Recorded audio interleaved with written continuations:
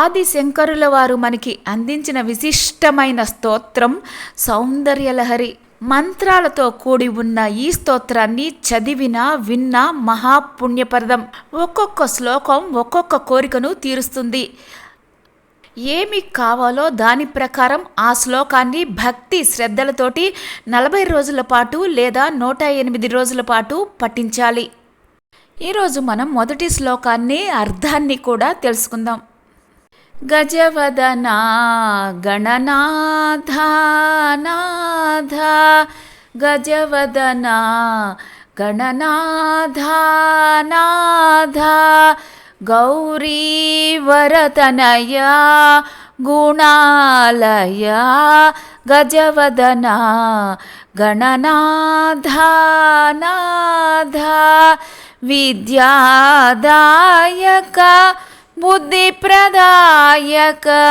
సిద్ధి వినాయక హే శుభదాయక, గజవదనా గణనాథ నాథ.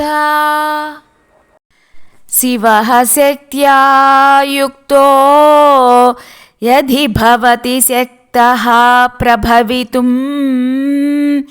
న చేదేవం దేవో న ఖలు కుశలః స్పందితుమపి, అతస్త్వాం ఆరాధ్యాం హరిహర విరించాదిభిరపి,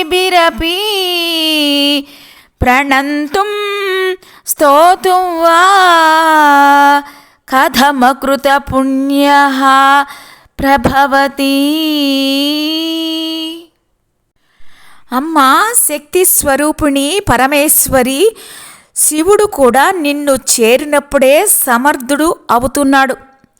కానిచో కదలడానికి కూడా అశక్తుడే సుమా. ఇట్టి నీవు సృష్టిని స్థితిని సంహారములను చేయు బ్రహ్మ విష్ణు మహేశ్వరులకు కూడా పూజింపదగిన దానవు. పుణ్యము చేసుకున్న వారికి మాత్రమే నిన్ను స్తుతించాలి, నీకు నమస్కరించాలి అనే కోరిక కలుగుతుంది. పుణ్యహీనులకు నిన్ను గురించిన ఆలోచన కూడా రాదు. నేను నిన్ను పొగడగలనా తల్లి?